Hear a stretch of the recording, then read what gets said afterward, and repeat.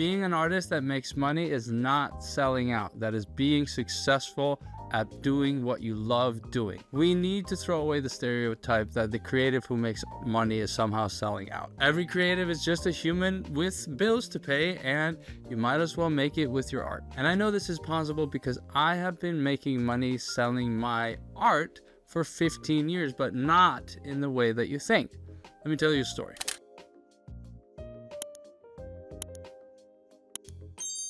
I run a business called Audio Issues. It's an education company for home studio musicians, bedroom producers, and anyone looking to try to make their mixes and their music sound less like a garbage disposal and more like a Grammy award-winning record. And to help my audience out, I sell digital products, ebooks, courses, template packs, software, plugins, things like that, all designed to teach them how to produce and mix their music to the highest quality level, even if they're just doing it from their home studios. And the wild part is that I use my own music as the teaching material inside these products. So I literally take the music that I make and turn it into a product that I know solves somebody's problem. So I get to make the art that I love and package it inside a product that solves somebody else's problem, making me money along the way in order for me to have the income to create more art, to then create more products.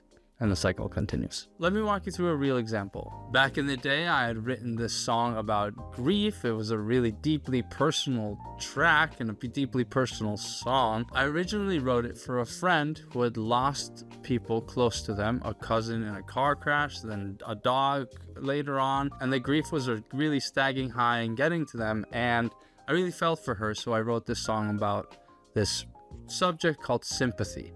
And then I sent it to her as a gift, and that's really what I didn't do anything more with it. I hadn't personally lost anybody close to me at that point. So even though I could give her this gift, I didn't think too much of it, and I just moved on with my life. A few years later, I started a band called The Long Wait, and we played a lot of shows together, and we were really coming up, and I really had the biggest high hopes for this band, and I really was excited about the music that we were making. And then one day, bam, one of our band members and principal songwriters unexpectedly passed away, and it completely crushed our band. It was a really difficult time, and it was the first time I'd actually lost anybody that close to me that was a close personal friend, and then we had done all this creative stuff together, and I took it really hard. And it also broke up the band, and we took a few years to put the pieces back together. And when we finally started playing again and a new lineup, we brought this song back, and it had a completely new meaning now. We used it as a way to process our grief, and we also saw in the audience that it really touched upon a lot of people when we told them our story and we told them the meaning behind the song. And a lot of people in the audience tended to cry afterwards, which is, maybe not the best response to a song, but it is an emotional response, and I guess that's what you want out of music, is something to emotionally impact you in a way, whether that is a positive or a negative way, hopefully some way that helps you cope or move on. And that band played together for a few more years until we finally released the debut album and broke up, as many bands do. But that song was never recorded. It never made it onto a list of tracks to record for an album or an EP. And so it just kind of sat in the back of my head, some demos on a hard drive somewhere, and I didn't do anything with it until I finally wanted to start being more creative with my own music and my own songs. So in 2023, I finally went into the studio to record that song. I knew that wasn't the best song to start with. I knew that it wasn't going to be a hit.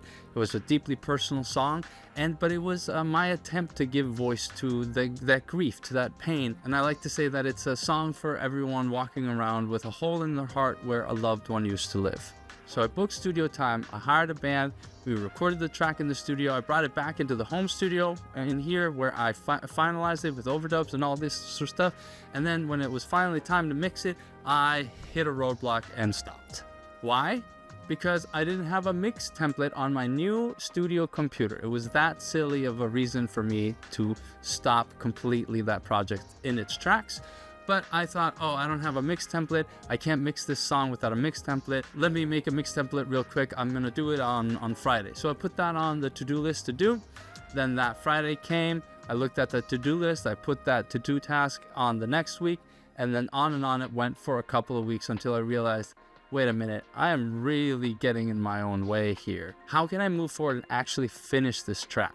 Then I thought, well, I do have an audience of musicians and producers that are really interested in mixing, and whenever I talk about a mix template on my blog or in my emails, they generally get opened and people seem to be interested in the topic. So what if I just sell tickets to the session where I make the mix template from scratch, talk about it, and teach people how to make their own mix template? So that's what I did. I threw up a quick landing page, told people what I was gonna do, put a price on it, and boom, people bought tickets. I literally sold access to a task I was procrastinating on.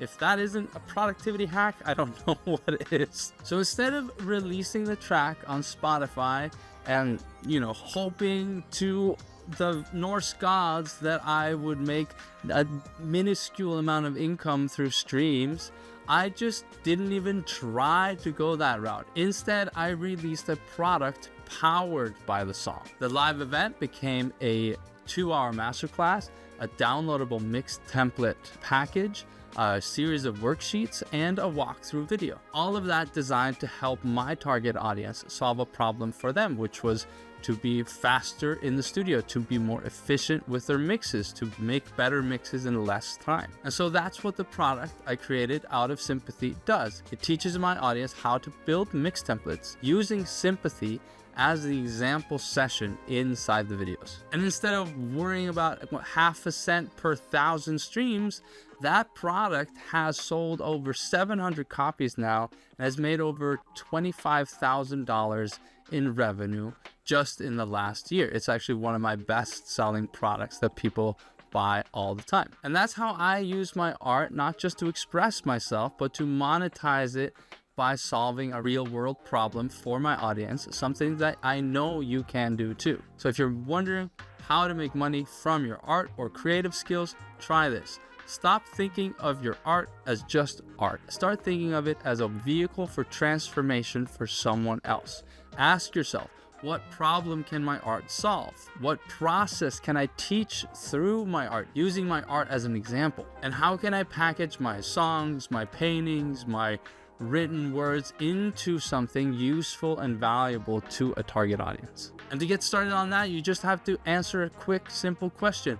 What does your audience need that your creativity can deliver? Because when you align your art with their problem, you stop being just a starving artist. As tiring as that stereotype can be, I don't want anybody to stay a starving artist. I want everyone to be able to be a successful creative. And when you're a successful creative, you're not selling out. You're just a savvy creative entrepreneur that's serving an audience. And this creates what I like to call the cycle of creativity.